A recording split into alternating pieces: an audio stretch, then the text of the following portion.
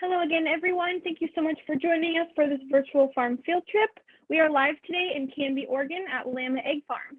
My name is Bella and I'm a college student at Oregon State University, and I'll be the moderator today. Before we start our tour today, you'll see the Q&A feature. This is where you can ask questions throughout the tour and I'll relay them to our tour guide. Please only type questions in the Q&A as this will help us to see those questions. Now my pleasure to introduce our host and tour guide for today's virtual field trip, Emily Badalega, farm manager at Willamette Egg Farm. Take it away, Emily.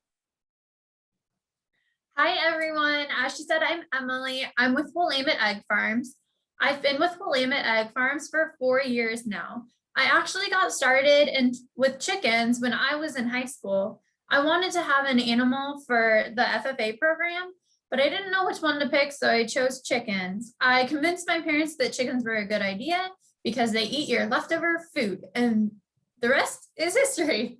But I started with 6 chickens, and when I graduated high school, I actually had over 100 chickens and ended up selling my eggs at a local farmer's market to make some money to pay for the chicken feed. Since then, I went to Oregon State University and I studied chickens. I was going to study plants, but it turns out apparently there's not as much interest in chickens, which meant I got good scholarship dollars. And I turned out to learn a lot about chickens. I worked for Willamette Egg Farms when I was a college student to learn more about the industry and the business around here. And then later on in life after I graduated, when the opportunity to join Willamette Egg Farms came about, I was very excited to do so. I actually grew up 2 miles down the road from where this farm is. So I've always known about this company and I really admired them from the beginning. When I started here, my job was to work with the cage-free chickens, which are my absolute favorite. So I would manage them and make sure they had all the care that they needed. And then I also worked on food safety and just making sure that our chickens are well cared for. Before we get into too much, I wanted to show you guys a quick video. It's about 2 minutes, but it shows how our eggs get from the chickens to the grocery store. And then we'll go from there on that.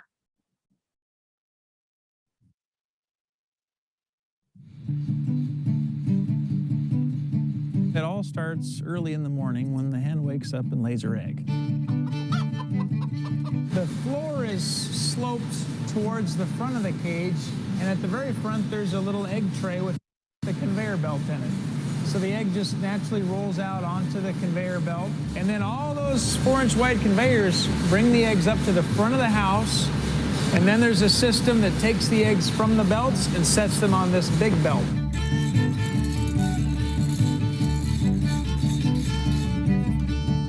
This is the machine where it takes all the eggs and actually turns the pointed end of the egg towards us so that they're all facing the same direction. We go through the wash machine. After the candling booth, the eggs will go through the crack detector. And so that's where each egg actually gets tapped 24 times. It's similar to taking 2 eggs and tapping them together. If they're cracked, you'll hear kind of a dull thud. Guides that actually just guide the egg down a little ramp where it rolls across a scale. Based on their weight, they're directed to a packing lane. The packing lanes are set up either small, medium, large, extra large, jumbo. The carton gets dated, the lid gets closed, they get packed into their container, loaded on a pallet. The eggs will be transferred into our refrigerated trucks, and most folks in Oregon have seen our trucks. They're bright yellow and they've got the eggs on the side. And that's how we deliver those eggs to our local stores and restaurants.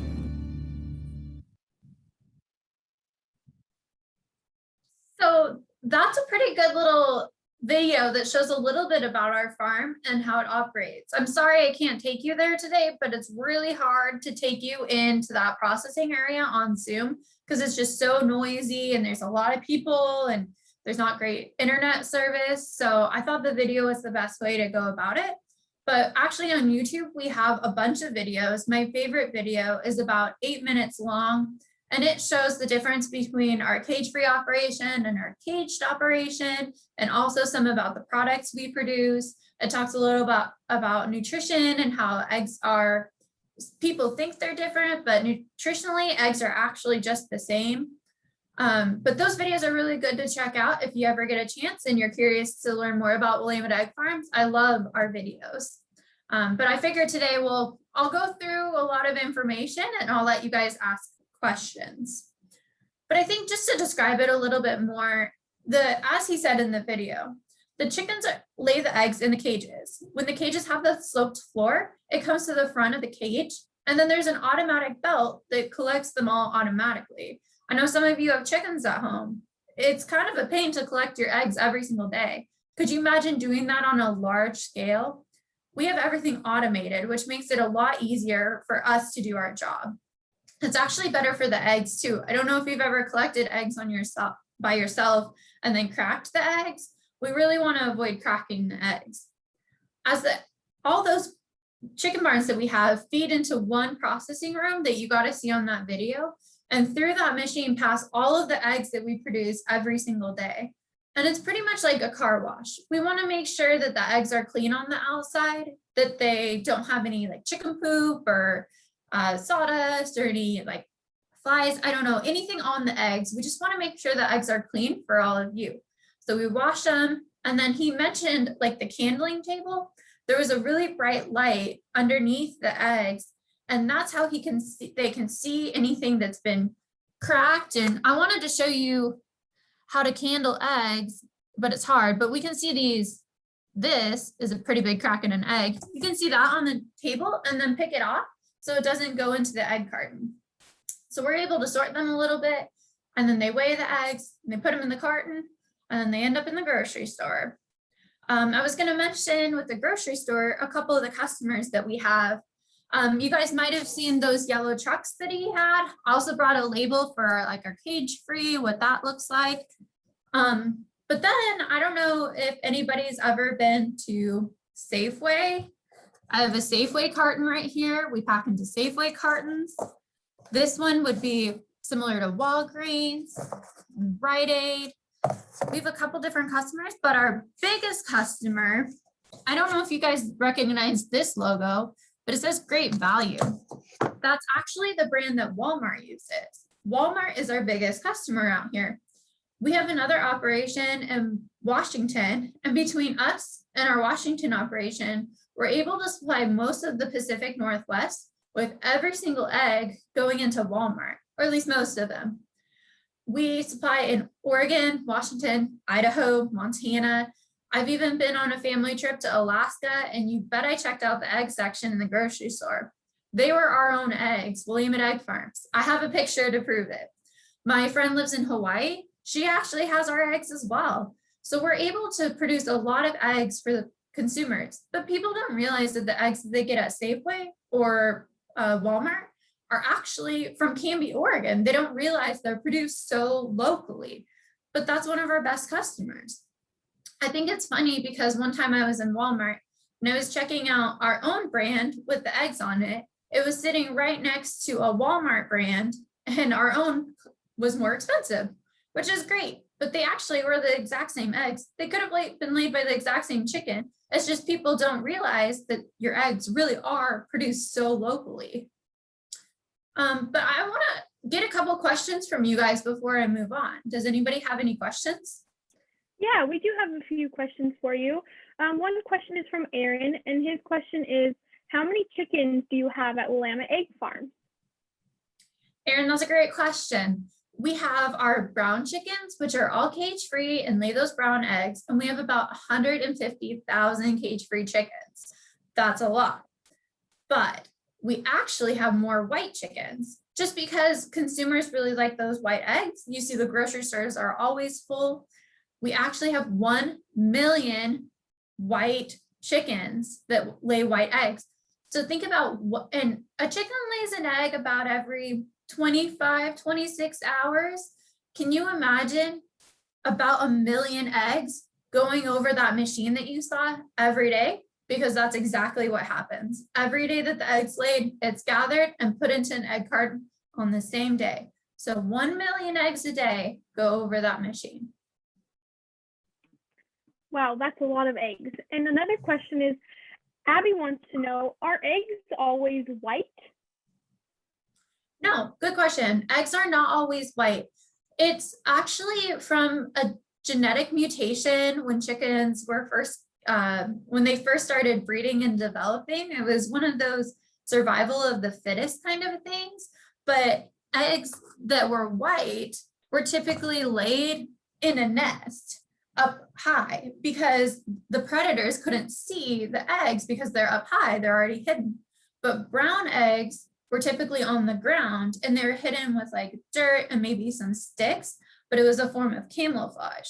So over the course of time, there was a genetic mutation between brown and white, and it really just depended on where the chicken ended up laying her eggs and putting her nests. And so that's how it all developed. But nowadays you can tell it, I have a real chicken with me, but they have like a little earlobe. And if the earlobe is red, then they lay typically a brown egg. If they have a whitish looking earlobe, it's a white egg. Did I say that right? Brown for red, white for white, okay? But no, brown eggs, white eggs, some chickens even lay blue eggs, but they typically have the red earlobe, so pay attention, you gotta watch out for that. But the blue eggs are really pretty. There's a lot of different shades of eggs. It's all just by picking the chicken. And over time, through selective breeding, they have so many different options of types of eggs. We actually use 3 different breeds of chickens. We like one for our cage-free. It's just a really calm chicken and it still lays pretty well. It's similar to a Rhode Island Red, if you guys have any at home. And then we have 2 breeds of white chickens, just so we diversify just a little bit. And those are similar to a white leghorn. Awesome. Okay, we have one more question and we'll let you continue with your information. And this is from Ms. Stoll's 4th grade class, and they're wondering, how long does it take for a chicken to be old enough to lay an egg? That's another really good question. So chickens in general on our farm take about 18 weeks, maybe 20, so say about 5 months in order to be old enough to lay an egg. And it's very interesting because if you guys have ever gotten chickens, the most likely time of year to get chickens is in spring. And that's because chickens lay their egg based on day length. So we just had daylight savings time, right? You might notice that the days are getting longer. When the days get longer, chickens actually lay more eggs. And so when they lay more eggs, they have more baby chicks. And that's why you see chicks in the spring. And then it's common that chickens don't actually lay until the following year. But that's because when their body is ready to lay an egg, the days start getting shorter. So they don't want to lay an egg right away. And so in the winter, they might just take a break and then start again when the days get longer. But one interesting thing that I've told people is that if you've ever seen fall baby chicks at the farm store, fall baby chicks are not a bad option because in about 5 months, the days start getting longer. The only thing about fall baby chicks is that we are getting into, when you go into winter, it gets a little bit colder. So you want to make sure to provide them with the right amount of warmth in order to get through that winter. So I think there are some people like in Vail, I think it gets a little colder in Vail rather than the Willamette Valley. That may be something you want to think about if you're going to just put them outside. You want to give them heat lamp, maybe some other, maybe inside a barn instead of just outside. Those are things to think about. Did you want me to keep going on information? Yeah, go for it. Keep going. I was going to talk a little bit about food safety and I guess what I do with that. It's a question that some people have, but one of the most common things that we need to look out for with eggs is a disease called salmonella. You might have heard of it, but salmonella is actually something that comes from the chicken. So if we have sick chickens, they're going to lay eggs that are contaminated with salmonella. And that's why you want to cook your eggs all the way so that you cook out that salmonella if they have it. But our chickens don't have salmonella We actually test for that throughout their entire life. We continually test and monitor to make sure they don't have salmonella. So that's my job, is to make sure that our chickens are disease-free, that you have a safe product, that you're able to eat your eggs sunny side up, a little bit runny, and not get sick from it. We're actually held to the same standards when we process eggs as someone who processes something like soup or sandwiches. And soup and sandwiches tend to have a lot more ingredients. We just have one ingredient and it's already packaged in a nice little shell, but we're held to the same standard and we get audited every year to make sure that we don't have metal in the product. I don't know how metal is supposed to get an egg, but we make sure it doesn't. And any like glass, or we make sure that everybody washes their hands all the time, that they don't sneeze into the eggs. We wear the right gear. The same thing that anybody else would have to do. We monitor our cooler temperatures. We make sure that our processing area is clean, just like you would with anything else that requires more ingredients. We actually are able to trace, here's a good example. Sometimes you might have seen this on the edge of the carton. That, you probably look at that to see when you need to eat your eggs by. But if I look at this information, there's this number, it's a P number, I know it's backwards, but it says where the egg is produced. So that number means it was produced at Willamette Egg Farms. And it also has like a 3-digit date. That tells me the exact date that the egg was laid. So when I go to a grocery store, I can tell you exactly what day the egg was produced, laid from the chicken, and that it came from my farm, and it has all the information on it. I can even trace back this egg carton. So the exact like manufacturer, I can trace the delivery, what truck it came in on. I can trace everything back. So if there ever was a problem with our eggs, we'd be able to pinpoint it. There's also a bunch of stuff we do for our chickens. I don't know if you know this, but the first thing, if a chicken is ever stressed out, or if a farmer doesn't treat its chicken very well, the very first thing that's gonna stop is the egg laying. So we absolutely have to treat our chickens with the most care, the most respect, or we're gonna lose eggs. How are we gonna make money if we don't lose eggs? I think people sometimes think that farmers just wanna make a dollar, but that's not true, because if we don't take care of our birds, we aren't gonna get paid at the end of the day. We don't get paid money for no eggs. So we have to make sure we treat them with all of the right care and respect. And that's my job. And I love being able to follow up on people and watch them work with the chickens. And my favorite story is actually when I work in the cage-free barns. When I was starting there and I didn't know, there's a lot of chickens out there. I'm working with some guys, they've been here for 25 years, a little bit older than me.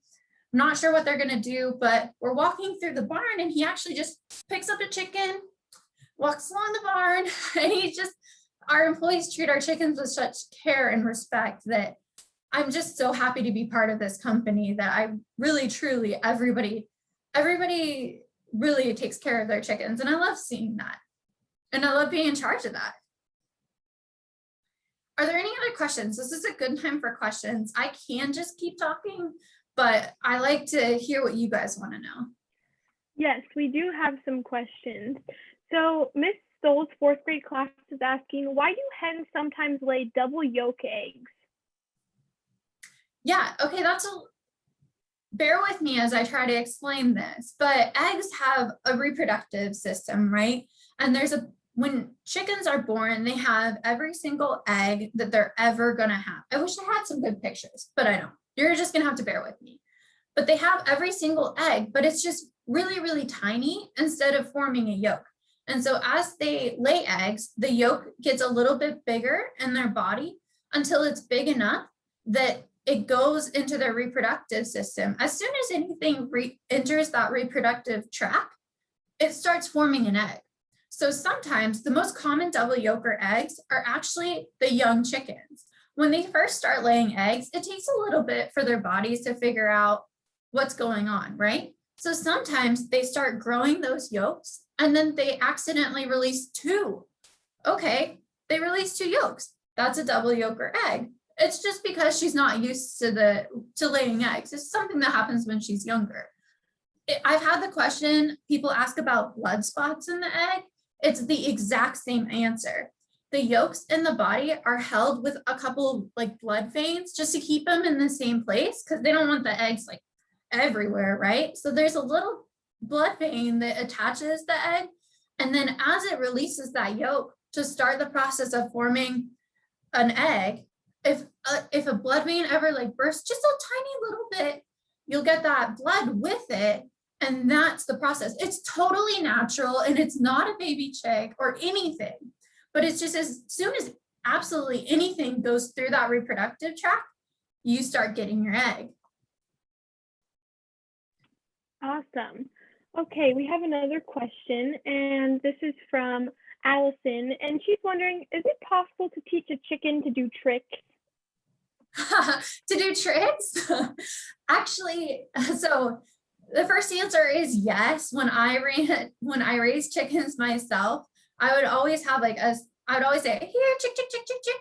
And they would come running. They know when I'm about to feed them my leftover table scraps, they know. But an actual example from our farm it's a pretty good example with the cage free. So with the cage free, we have this big open barn with everything in it, but there's actually like this structure inside, and there's a couple different tiers that they can go up, and it has perches and it has a nest box and there's feed and there's water up here and all this stuff up, right? But the birds can go on the floor, they get to explore everything. It's like a jungle gym for chickens. But we want chickens, and the nest box is in the very top. Very bad design. If I got to design a chicken barn, it would not be up there, but it is. So we have to teach them tricks. So what we do is chickens actually naturally follow light. So what we do is we have lights on the floor. When it's bedtime, we turn off the lights on the floor, but there's still lights up here. And then we turn off these lights and then these lights until the chickens follow the light and go to bed where they're supposed to.